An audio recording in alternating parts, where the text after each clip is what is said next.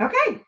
Hello, everybody. This is episode 22 of Eat, Drink, Write, and Urban Fantasy Whiteboard. I am Sherry Ellison. I'm Taylor Ellison. And today we're going to talk about the anti-hero. Yes. But first, tell me how your week has been. It was okay. I had a stats test on Thursday, so I stressed out about that for the entire week, so I didn't get much writing done or anything like that. I got word that my university is planning to open in mid-June, and it falls on me to make sure that my labs are good to go, because we're only allowed to have 2 people in the lab at one time and 1 person in the office. So does that mean you have to make the schedule for who's allowed to come in? Not necessarily. I think we're going to talk about it next week. Yeah, I don't know how that's going to work. And my boss was like, only 1 person can be in your office at a time. And I share an office with 5 people. Oh, Lord. So we'll see how that goes. I imagine it's probably going to be, come in, get your research done in the lab, and then go home. So it's probably going to be what it's like. I got my first rejection letter from an agent this week. So I'm officially in the writing trenches. Woo! Yeah. Oh, boo. Yeah, that's okay though. I don't really mind. She emailed me, or it was a form response in Query Manager, and she did it the next day. So I'd rather have an agent just completely reject it when they know that they don't want it, rather than just not answering at all. So yeah, I'm not that bummed about it. It was the first one. Whatever. That means that she knew right off it's not what she's looking for. So instead of making you wait and wait, she knew, and so that's not a bad thing. Yeah. How was your week? Long. I'm overwhelmed with all the stuff I'm trying to do. The state offices are also trying to get back up and running. They're saying at some point in June, but they've got to have all the supplies to keep things clean. They got to figure out a bathroom schedule. All kinds of stuff. Yeah. So, luckily I work from home mostly, but it's still all up in the air. I guess I'm anxious. I don't know. Either it's the fact that I've been away from people so long. I haven't felt right for a couple of weeks. I don't know. But yeah. I did make a bunch of masks. I've gotten more masks up for sale. So there is still the 10% off, and it is EDW podcast. For those who were listening last time where I didn't know what I had put, it is EDW podcast, 10% off. They're already fairly cheap. I'm trying to basically donate them because I know that there's such a need for them out there. So they're $9.95, and then you do pay shipping. But with the 10% off, hopefully that will help. Otherwise, I've just been working. Yeah, typical week. What are you eating and drinking? So I actually made chocolate chip cookies this week for the week, because there was 1 week I know that I mentioned on a past episode where I was craving cookies a lot, and I just did store-bought, in a container already pre-made cookies, and this week I made cookies. Oh, nice. So I did that, and then I'm drinking a tea from the Peacock Tea Room. It's what it is. It's the Strawberry Moon one. Oh yeah, that's one of their best ones. That's honestly one of the best ones. Yeah. Yeah. Oh, and you can tell it's humid here today. It is rough today. It's been raining, and now it's sunny again, but it's steaming, and my hair is yeah. So it's lovely. This is one of those times where I'm not quite sure I'm happy about being on video. But I am eating stuffed mushrooms. I just made these. They're still hot. Let's see if I can show you. Oh yeah. Stuffed mushrooms. They're keto, and they've got Parmesan cheese and garlic and cream cheese on them. And I'm drinking.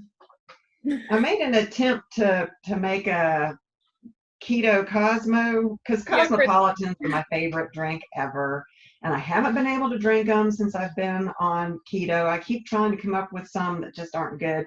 This is cranberry vodka, lime vodka, some orange, essence of orange to get that little bit of orange flavor in there, real limes, and then because I didn't want to just drink straight vodka and not be able to speak after 10 minutes of being on the podcast, I put a little bit of club soda in it. It tastes very sweet to me. I think that the flavored vodkas are sweet, and honestly, they may have sugar in them. Yeah. I don't know. They Well, don't list, they don't list the ingredients, so it may not be keto at all. right. But we may have to pause for me to go and get some wine because I know that that's good and I know it's keto. So, but I'm working on it, and it's in my little pink glass with my little pink straw. So I'm all color coordinated today. It's adorable. hmm Perfect. So anyway, we are going to talk about the anti-hero. Yes. So what is an anti-hero? It's not the same thing as a villain. Right. Anti-hero is a central character in a story, movie, or drama who lacks conventional heroic attributes. Although the anti-hero may sometimes perform actions that are morally correct, it's not always for the right reasons. Often they act out of their own self-interest or in ways that defy conventional ethical codes. Yeah. They can be morally ambivalent. Empathy as the reader allows us to see the world from their point of view and understand it, but we probably don't agree with it. Right. Yeah. And, I had a point where, and you've mentioned it with morally ambivalent, is like an anti-hero is typically a morally gray character. Most of the time they're also still supposed to be rooted for, though. I feel like, most of the research that I did say, most of the time it's like, oh, how can I make a likable anti-hero? So it seems like that's the main goal of an anti-hero, is to have like a morally gray. And I think that they are the main character. Usually they don't have to be, but a lot of times your anti-hero is the protagonist, so to speak, the main character. Otherwise, if it's not from their point of view, they might be considered the villain or a villain in the story. So it's from their point of view, which makes them an anti-hero as opposed to the villain of the story. They are the main character of the story normally. I have read a book, and I'm hoping some of our listeners might know what I'm talking about because I cannot find it, and I don't remember the name of it. I'll get to it later. But that character is an anti-hero, but he is not the main character. He is a main character, but he is not the main character. And when your dad read it, he can't remember it. He doesn't even remember the book. He hated it so badly because the guy was such a bad guy that he couldn't get beyond. And I'll tell you what he did, and hopefully some of the listeners can help me find this book because I want to read it again. But anyway, so anti-heroes, there's a lot of different types of anti-heroes, and there were so many blogs and articles out there. Some had 7 types, some had 10 types. It's just all a matter of how you categorize it. So I kind of went through all of those and lumped them together in what I thought was the best way to do it, and you can jump in. The first kind of anti-hero is a non-heroic character in the conventional sense, where you think of the hero as being strong and determined and truthful and, dun-da-da, that kind of thing. Courageous and the non-heroic conventional hero is one who is self-doubting, he's fearful, he's anxious, he might lack the combat skills. Think of Bilbo Baggins in the first one, the Hobbit. Yeah, right. He is I don't, we talked about the definition, and I would not classify that type of anti-hero as morally ambivalent. No, but he is anti-conventional hero. Right. I agree with that. I agree with that completely. I just don't see him as like a morally gray character, which is what I saw a lot of when I was researching for That's this. true. Another example of this is something in my book that I'm working on right now, the Twin Saga.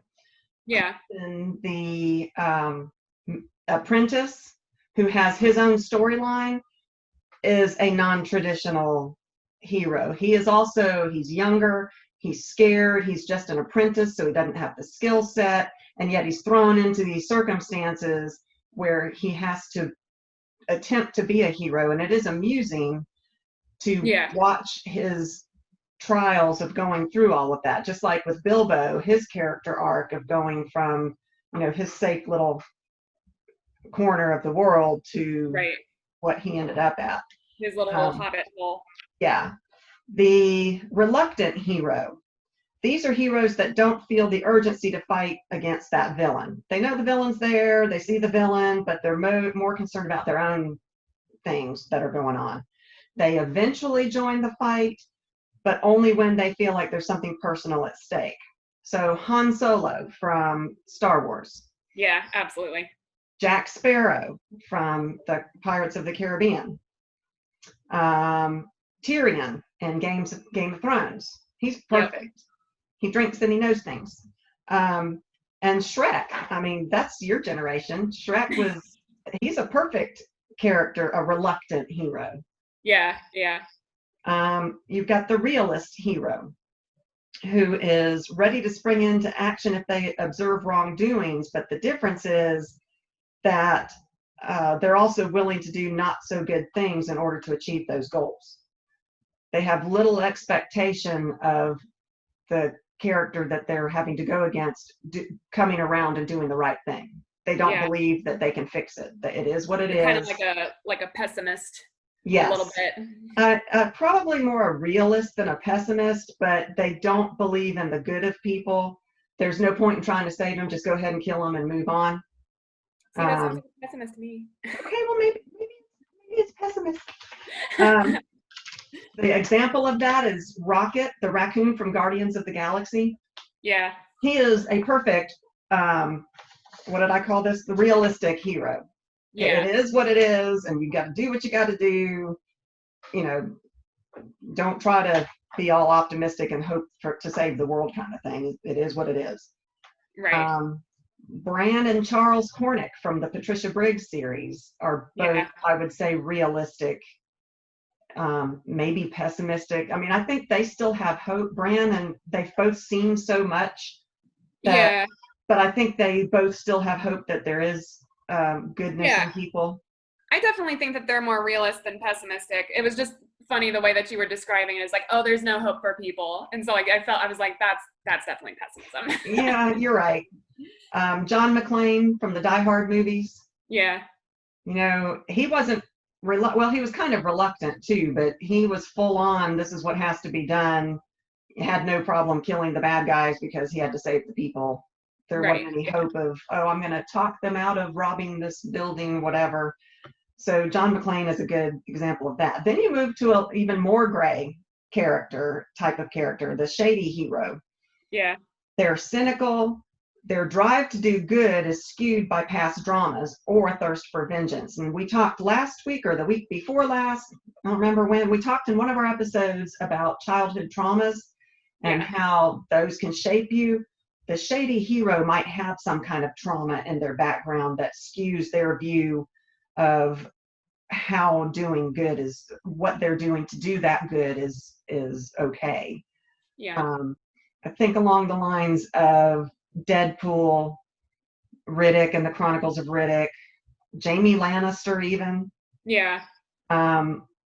So yeah, they're a little bit worse than the realist. They're more willing to get down in the dirt and roll around and do what has to be done. And they're skewed often in their vision. And you had something that you said you wanted to say. Yeah, I've just also seen this one called The Knight in Sour Armor Antihero, and I just liked that title. That's neat. I like that too. It just hit me funny, and I was like, huh, that's really interesting. And it's like, you know, they have cynical outlooks, and they're very down on the world, and they're very sour. They're very sour people. So it's the Knight in Sour Armor, which I thought their armor's not shiny. They're not the Knight in shiny armor. Their armor's a little bit sour. I like that. I like that a lot too. And then there's the absolute unconscionable hero. This is the hero who is amoral, downright sinister, and the only redeemable fact about them is that they're not the villain of the story. It's that the main character is from their point. They're the main character. And that's the only reason you don't characterize them as the villain. If told from a different point of view, they would be the villain. Right. So like Raistlin from the Dragonlance series, you never read that, I don't think, but it's a Dungeons & Dragons series, one of the first ones I ever read that got me into fantasy. Raistlin is a good example of that. Dexter from the series where he kills people. He is the perfect unconscionable hero. Yeah. Told from any other point of view, he is the villain. He's Yeah. out there killing people. But from his point of view, he's an anti-hero because he's skewed in his vision of how he's doing right. He's satisfying his need, but he's doing it in a quote good way. If there's He has ever a a good way, code. he has a code. That's right. Cersei in Game of Thrones. There's a lot of Game of Thrones anti-heroes, I think. Um, Yeah. she's a step worse, probably 3 steps worse than Jaime Lannister, and Yeah. a whole lot worse than Tyrion Lannister. The whole Lannister clan had issues. But what do you think Snape would be from Harry Potter? Out of all of those types. Yeah, or do you think there's a different type that I haven't said? No, I think you've covered I think you've covered them pretty well. I think he'd probably be maybe a reluctant hero. Because he loved Harry's mother, and that was his whole reason for protecting Harry. He didn't necessarily like Harry, obviously, throughout the books. Like, the way that he treats him is like not great and all that kind of stuff. But he had his reasons because he didn't like Harry's father and like all that kind of stuff. So I think he'd probably be probably a mixture of the reluctant hero and the shady hero. Yeah, he's in between because he doesn't enjoy the bloodshed. He doesn't enjoy the killing, like Bellatrix. Yeah, Bellatrix, is that right? Oh, she loves the blood and the gore and let's kill them all. She's psycho. She's very she's a villain. There's no although I suppose if you wrote it from her point of view, she would be an anti-hero. Maybe. I guess I haven't read the books in an extremely long time, so I don't remember if we get any backstory on her. That's what I was going to say. If it is from her point of view, we'll know a lot more about why she behaves the way she behaves. Yeah. And so she might be an anti-hero as opposed to a villain because we'll know more about why she's so batshit crazy. Right. No, exactly. So, there's also a series, the Thomas Covenant series. It's by Stephen R. Donaldson. Yeah. I liked the series. Your father hated the series. He doesn't like these non-heroic characters as a main character. He does not understand them. There is no empathy with them. Yeah, he has no relation to them because he is more a heroic type person. He wants to do good. He believes in people. He's a realist. He's a lot more realistic than I am. I'm much more of an optimist than he is. But he doesn't understand someone who could hurt someone else, even if it's supposed to be for a good reason. There is no good reason to hurt someone else. Well, other than self-defense. He's all for that. But some of like Thomas Covenant raped a woman. He's a leper in our world, and he goes into this other world, and there's some magical qualities there that cure his leprosy, and he can't control getting the feeling and things back, and he ends up raping this girl, and he could never get beyond that. That is, in his mind, that was irredeemable. It doesn't matter what the character arc was. It doesn't matter what good he ended up doing. That was it for him. Yeah. But it is an excellent example of an entire series with an anti-hero as the main character. Right. And then I was thinking about Witcher. You've got the books, the games, all of that. I've never read the books. I saw the series. Where would he be? I haven't read the books yet. I do have the third game. I think, well, he's a mercenary, so he's not, he does things for himself. I'm trying to figure out where maybe a realist hero / reluctant hero for him. He might even be farther along down to the shady because he did have vengeance. There were things that he did to further a goal, and he didn't really care who got hurt. Right. But he had redeeming qualities. Yeah. Which well, and I think that's important for an anti-hero. Like if you're labeling them as an anti-hero. I think so too. I think they have to have redeeming qualities. Yeah, he's an interesting case because he is, he's the monster hunter and he is pretty cynical, which would fit the shady hero. But he's also like very for helping people. Like he does help people. He does it for money, granted, but he still helps people. So yeah, he's an interesting example. Yeah, I can't wait to read those books. At some point, I've got to. Yeah. Comic books are full of anti-heroes, and so you've got to be careful not to, if you're going to write and you don't want it to be comic bookish, you've got to be careful not to overdo it. Yeah. But like one of my favorite anti-heroes is Venom. It's Yeah. I think Marvel, I think. Pretty It's sure a he's Marvel. Marvel, not a DC. I think it's Marvel. Love that character. And then they made it was a movie or a series, I'm not sure which, but I watched it too and loved that. Absolutely Tom loved. Hardy. I think Tom Hardy was the actor. I think so. Yeah. Such a good, that he's the perfect anti-hero because you're pulling for him and yet he's not the greatest character in the world. Yeah. But Catwoman, Yep. Wolverine, Punisher is a really good one. Punisher series on Netflix, like he is a really good example of an anti-hero. And I never saw the series. I saw the original movie with Thomas Jane, and you know right from the beginning why he is the way he is. His family is murdered, and so in that particular movie, that leads to his anti-hero. He's out for vengeance, Right. but it's for a good. He's helping because the guy he's going after is a really, really bad guy. Now, I think in that movie it was played by John Travolta. I'm not positive. Really, really good movie, that first one. Yeah. But comic booky, and if you're not wanting your book to come across as, I love comic books. So to me, I have no problem with the book coming across as comic booky as long as that's what I expect.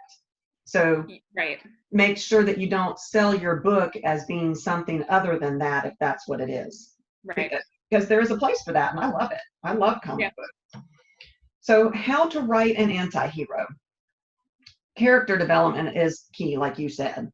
You got to think about the reason as to why they are an anti-hero as opposed to a hero. Right. Like kind of like what's, think about what their goal is. Why are they willing to be morally gray? Why did they end up that way? Mm-hmm. Do they do things for the wrong, like, do they do the wrong things for the right reasons, or do they do the right things for the wrong reasons, like selfishly or whatever? And I think all of that plays into the backstory. Yeah. So yeah, definitely you've got to map out your backstory on an anti-hero. I think you have to for any character, but I think it's especially important for an anti-hero to, if you're going to pull it off. Right. You've got to make them flawed, which everyone should be. Right. Yeah. Flaws. We all have flaws. Even I feel like I am a very white hat type person. Your father makes fun of me all the time because, I'm the DA's office, and now I'm a special assistant attorney general, and I always feel like I'm fighting for the good, the helping people. And he says, "Oh, you got your white hat on again." But you've got to have flaws, and I have flaws too. So even someone like me who thinks I'm on the morally correct path, blah blah blah, that lots and lots of flaws. Right. Flaws make that character. Yeah. Their reasons have to be genuine. I think we talked about this in the villain episode. They're not just going to be bad for the sake of being bad. Right. Especially this type of character where we're trying to make them, likable, and we're trying to have our readers root for them. And I think it's really important to understand, why they're doing the things that they are. Like, what is their reasoning actually genuine? Because we want to sympathize with this character. We definitely want to get our readers to sympathize with them. Yeah, and like I said earlier, the empathy needs to be there whether we agree with them or not. We've got to understand why they're doing what they're doing. Yeah, and go ahead. You first.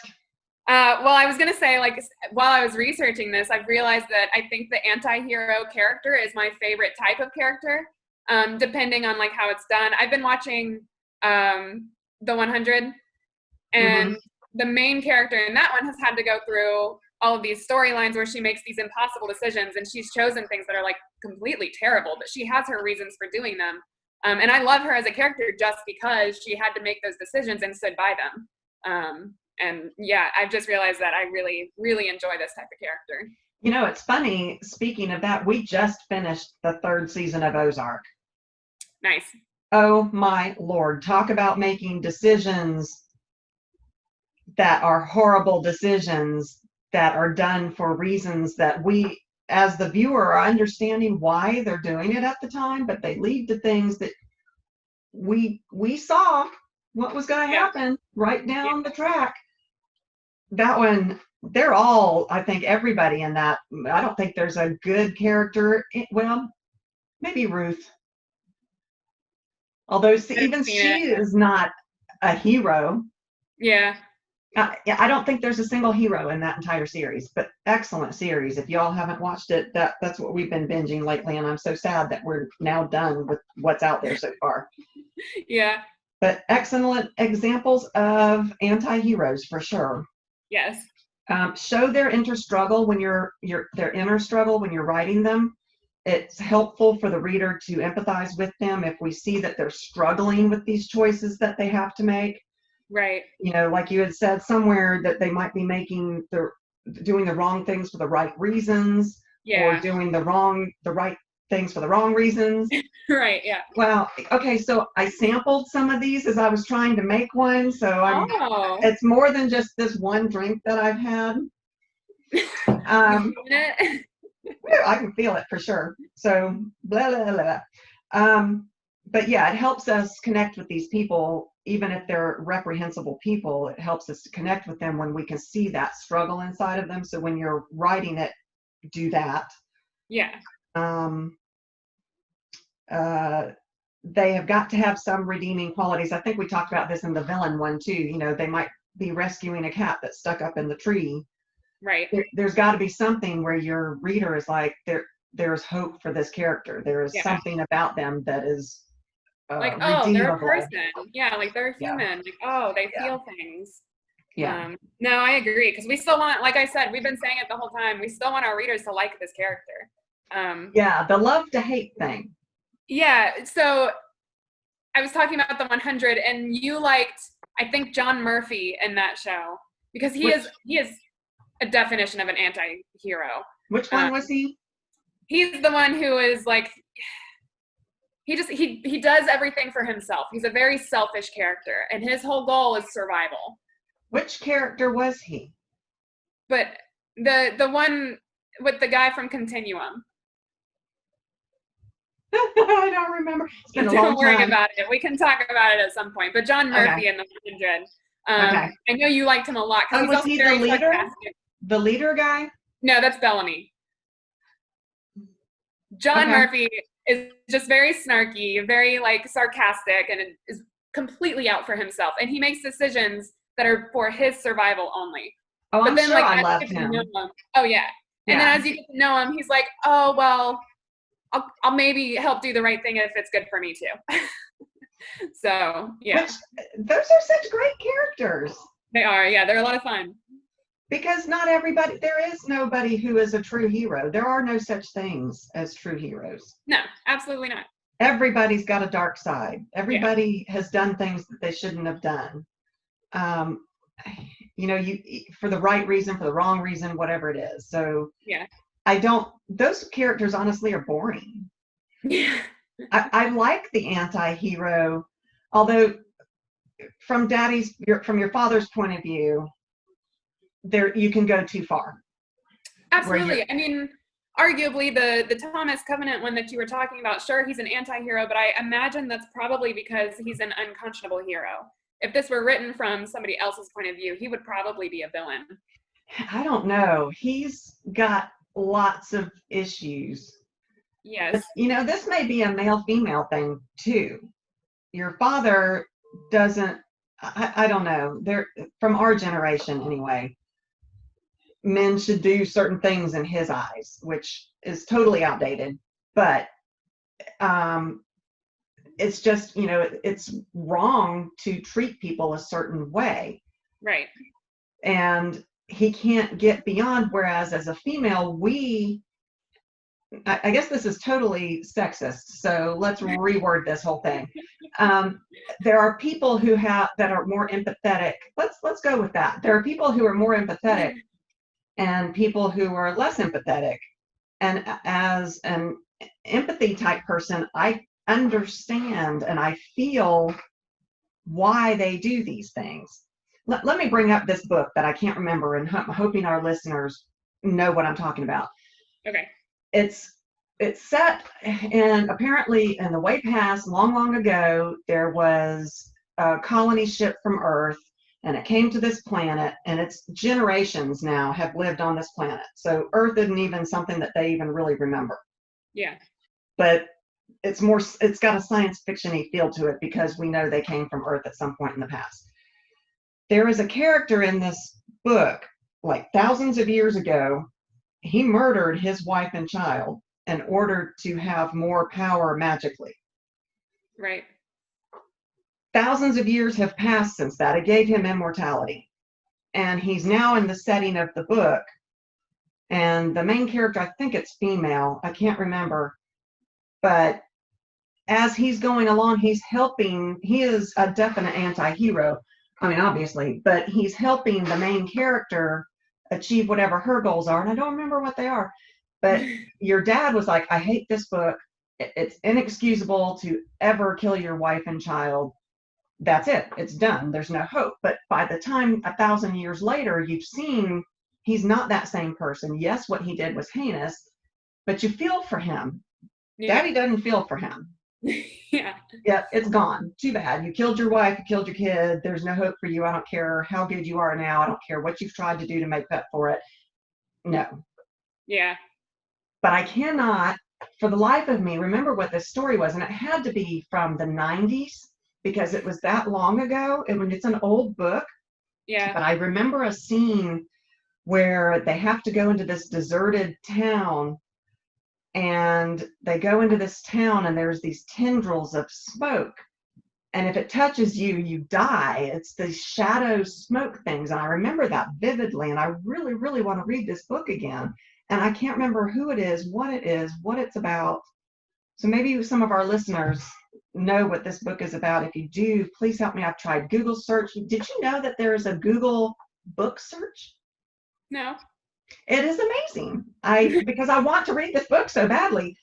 I came across this. It's called Google Books. And you type in, okay, so anti-hero, killed his family for magic, Earth, settlers, type in all these words and it'll pop up books that it might be.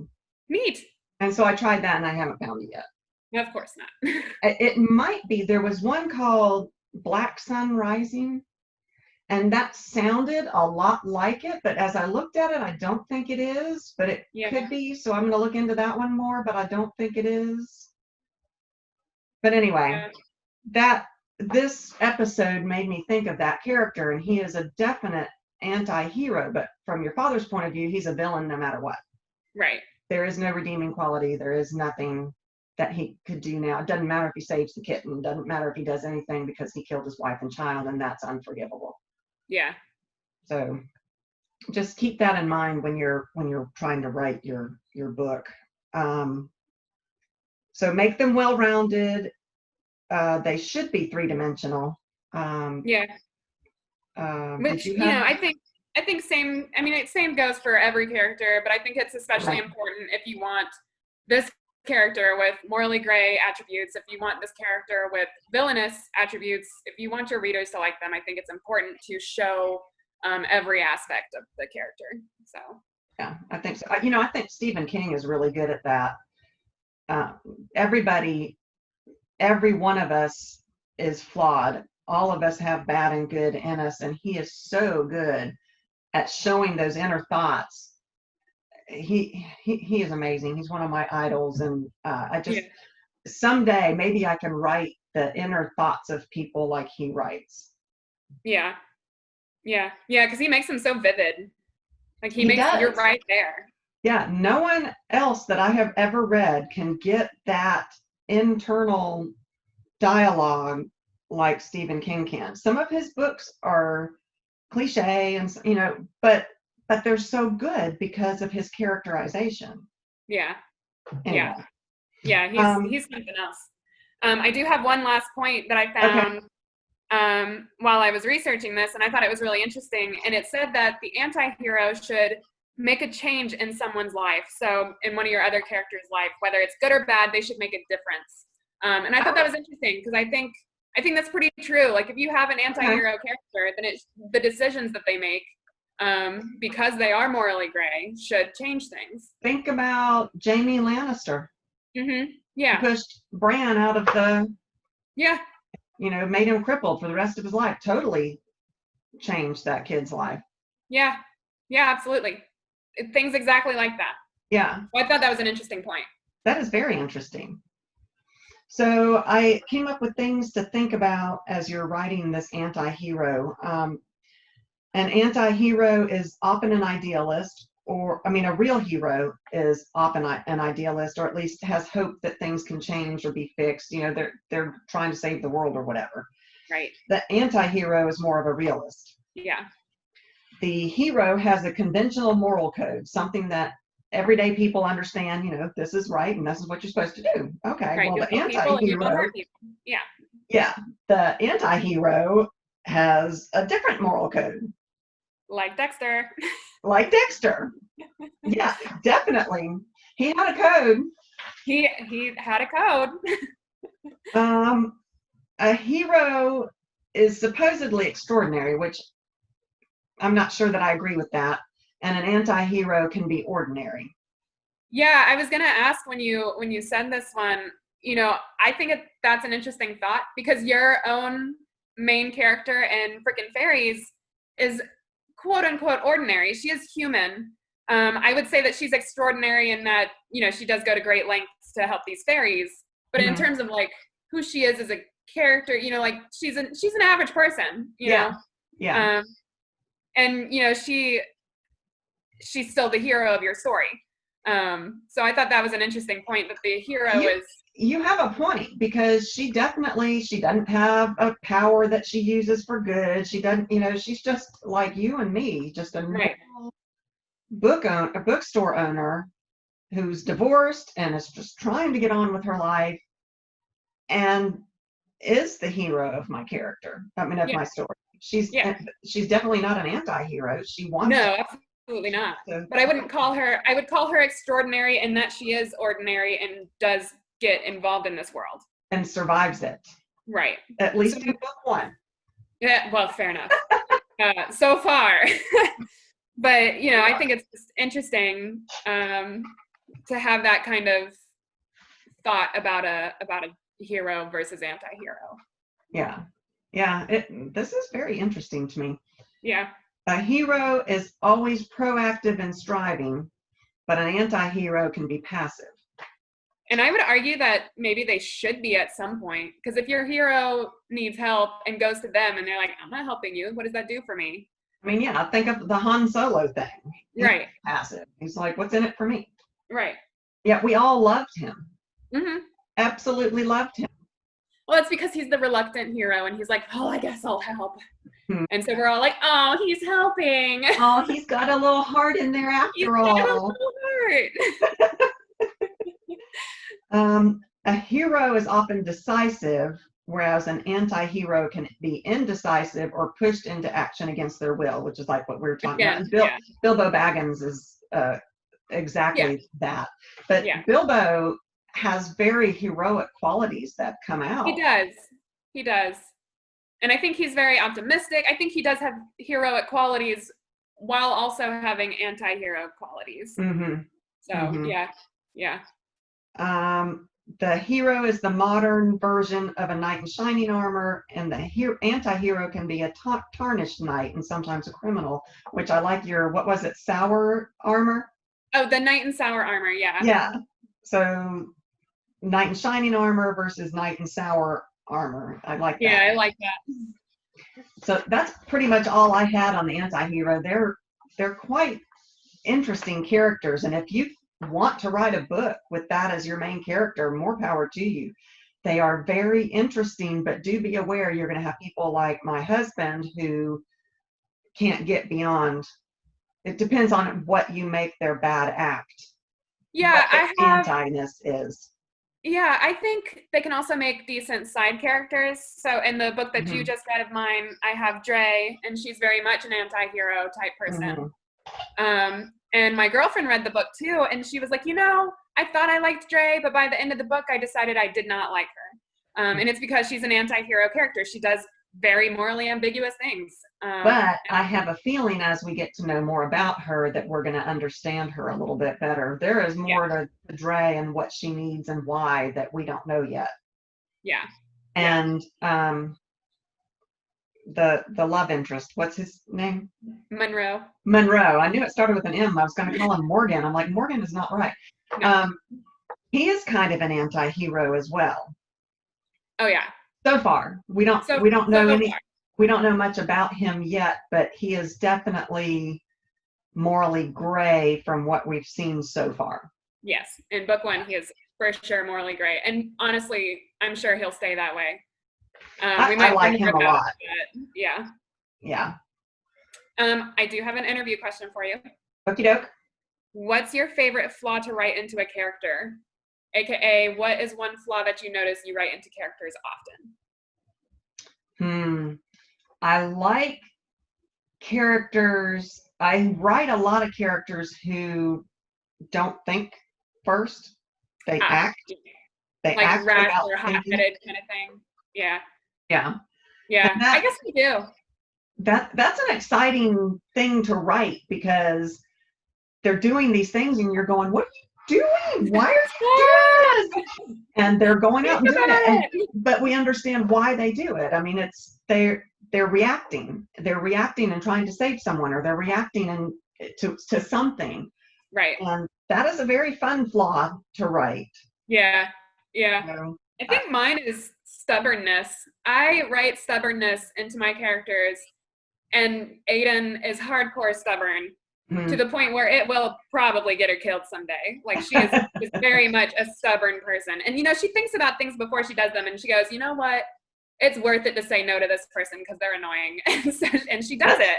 That's pretty great. So yours thinks about it and does it anyway. Mine don't think about it and do it, and then afterward they're like, oh my God, what did I do?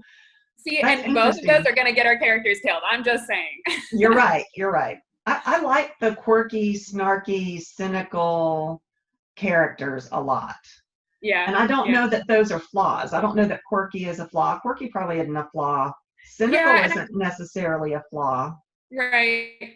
Yeah, not necessarily. I think Aiden's stubbornness is definitely a flaw for her. The fact that she cannot get beyond her own, like, no, you told me to do this, so I'm not gonna. Like, that is definitely a flaw. Yeah. And you're right. She does it with choice. She does it knowing what she's doing. Whereas Beck, she sees the familiar who's in trouble, and obviously I've got to save this girl. I've got to help her. She needs help, and she helps her. And then all of a sudden, the entire incubi community is now wanting to kill her. So, yeah. Surprise, guys. Yeah, she doesn't think before she acts. But it's a good character. I love her for it.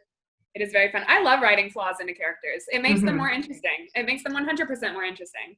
I would rather read about a character who is like, okay, the consequences of this could be death, but also I'm going to do it anyway. And that's just so much more interesting to me. There is a character, there's a book I read, the author's in Athens. I can't remember her name, Robin. You'll have to look her up. Yeah, I read all of her books, the Spirit Something series. And she's got a character in there who is staunchly correct, and he's a warrior, and, kind of think along the lines in D&D of a paladin. This is the way things should be, but that in itself is a flaw. Yeah. That rigidity is his flaw. He can't see beyond. Actually, her main character in that series is an anti-hero. I'll have to pull that series out. Honestly, I think they're everywhere. I think a morally gray character is a widely used character these days, because no one, like you said, is either all good or all bad. I think there's always going to be like a morally gray choice and honestly, they're the most interesting ones for me to read. Like, do you choose between this person's life or this person's life? And you have to make a decision. Or you choose neither of them and they both die. So, and those are the most interesting dilemmas to me to read. And I think that doesn't, they have their reasons for choosing one or the other. and that can lead into anti-hero territory, I think. I also like broken people, but that's a whole different episode. Yeah, we can do an episode on, well, we kind of were working towards it with different traumas and stuff. Yeah, the childhood traumas. But yeah, I'm thinking of the Umbrella Academy. Some of those kids, I think all of those kids in that one are pretty much broken. They had reason to be. Yeah. Have you seen you saw that series, right? Yeah. I can't wait for the next season. It's very soon. Is it?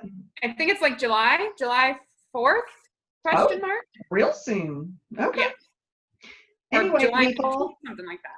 This is Anti-Heroes. Yes. Oh, I forgot the outro again.